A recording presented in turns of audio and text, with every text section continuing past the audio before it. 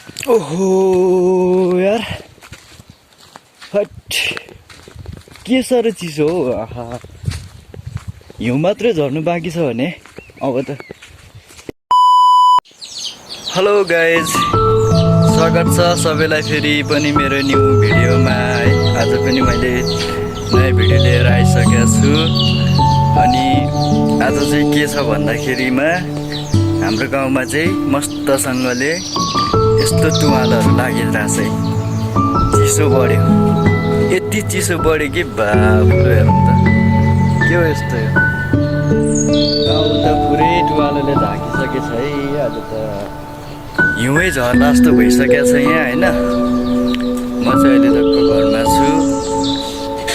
आज फेरि होइन घरमा चाहिँ प्यारी र म मात्रै हो, के गर्नु। अब आमा नि हल्का बिरामी भएर काठमाडौँतिर पठाइयो होइन। मलाई नपठाउन। अनि म बाउ अनि उसो अहिले चाहिँ तिनजना मात्रै छौँ घरमा। धक्कसँगले खाजा खाएर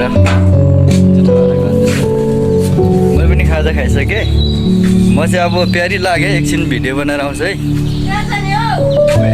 यता रोड गएर आउँछु। कस्तो साह्रै चिसो भएको। आज त फेरि बिहे पनि छ नि त गाउँमा। यहाँ माथि हाम्रै दाइ पर्नेको एउटा बिहे छ।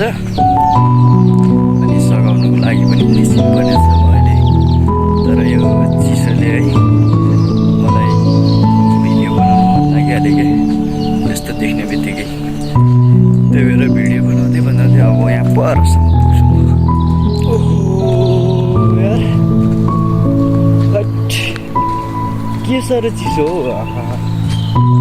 हिउँ मात्रै झर्नु बाँकी छ भने अब पानी पर्ने हो कि के हुने हो होइन। यस्तो चिसो छ।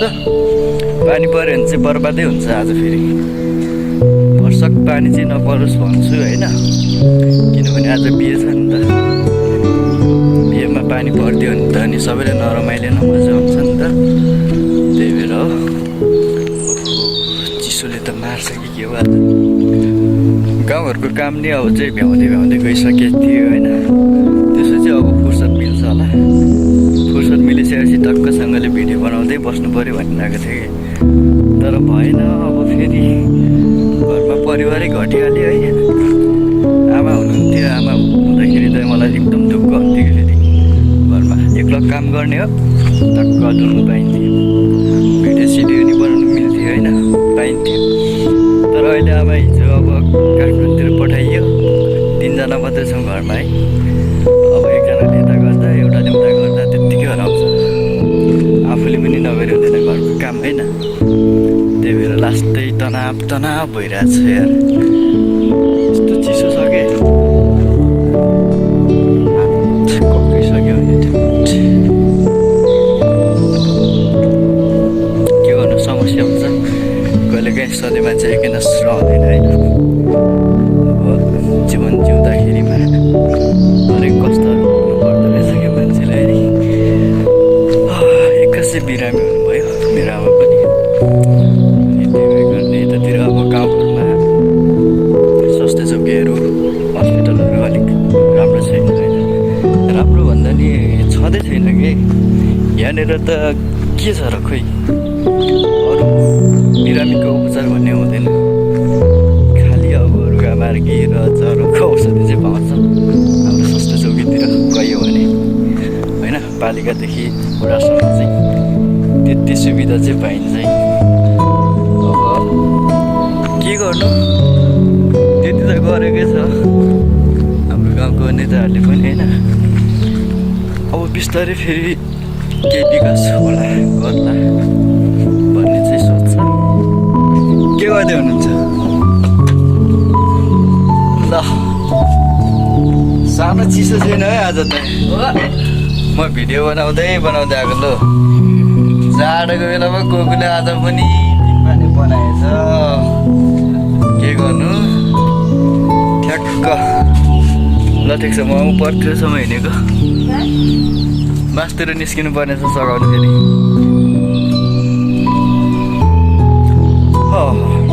हजुर अहिले सघाउनु फेरि अहिले त भिडियो बनाउनै हिँडेको त्यत्तिकै काम छैन यो चिसो लगाइदिएर पनि मलाई चाहिँ अब कहिलेको याद आयो भने चाहिँ योभन्दा फेरि पछाडि पहिले सानो हुँदाखेरिमा एकचोटि यसरी यस्तो असिना पानी खसेको थियो है अनि यस्तो हुँदाखेरि मलाई फेरि त्यस्तै हुन्छ जस्तो लाग्दैन तर मलाई एकजना बाजेले कोपाले भन्नुहुन्थ्यो यहाँ परको त्यो कोपाले चाहिँ भन्नुहुन्थ्यो के भन्नुहुन्थ्यो भन्दा उनीहरूको पालामा चाहिँ अरे पहिले बेसरीकन हिउँ चाहिँ खसेको थियो अरे कि त्यो उडो उनीहरूकै घर उडो होइन मलाई अस्ति नै भन्दै हुनुहुन्थ्यो अब त्यो कोपासँग पनि भेट्न जाने हो हाम्रो थाइला कोपासँग मस्त गफ गर्नुहुन्छ अनि यार क्या विधि चिसो के विधि चिसो यस्तो साह्रो चिसो त हुन्थेन त हौ हिजो त आज यस्तो भयो ल खै नि ताप्सेको बास गर्नु ल फाइनली भेट भयो दाजुभाइको आज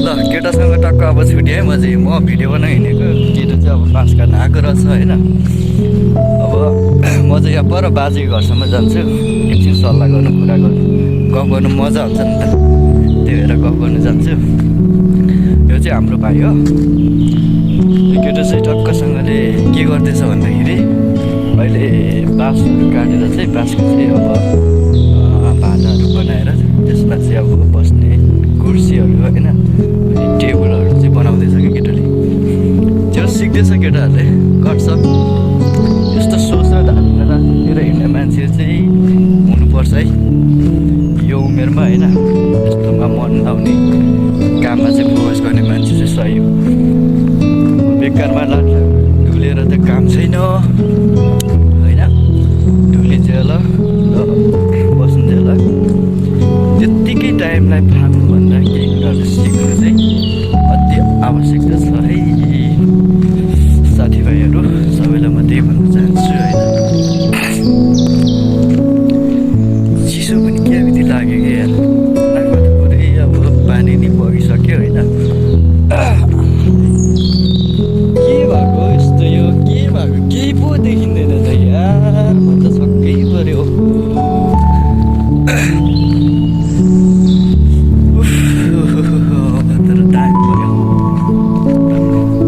अझै पनि 15-20 मिनट चाहिँ लाग्छ बागत पुग्नुलाई होइन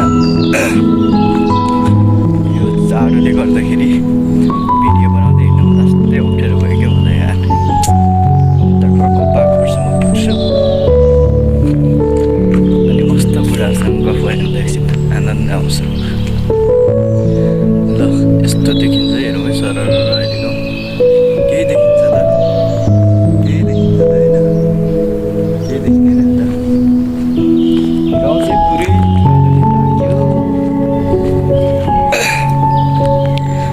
ल म चाहिँ अहिले टक्क यहाँ खोप्पाको घरमा आइपुगेँ यो घर सधैँ मैले लिन आउने घरै हो यो चाहिँ आज म लिनु त्यत्तिकै आएको खोप्पाको के गर्दै हुनुहुन्छ हौ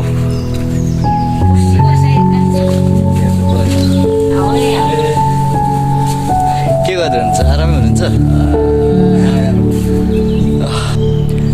ल है गाइजहरू म चाहिँ यहाँ कोपाकोसँग कफी गरेर होइन दुध दिनुभएको थियो दुध खाएर अब चाहिँ घरतिर लागेको ल कोपाको बस्नै म लागेँ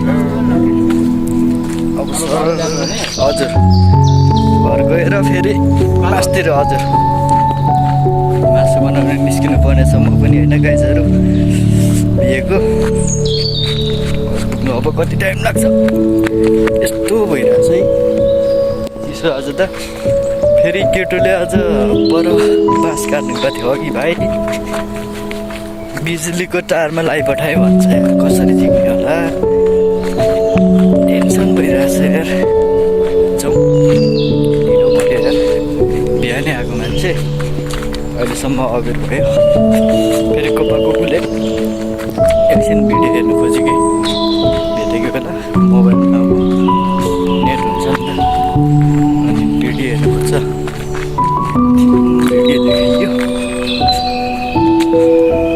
टाइम पाउँदिनँ भन्छु होइन फेरि म टाइम पाएर हिँडिदिन्छु ल है यो बहिनी त खर काटिरहेछ बिहेमा सघाउनु भनेको छैन जाम भनेको त नजाने पो भन्छ दाइ कस्तो बहिनी रहेछ अब हुन त खर काट्दो रहेछ बिचरा मम्मी निस्किनु हुन्छ होला दाइ भन्नुभयो ठिकै छ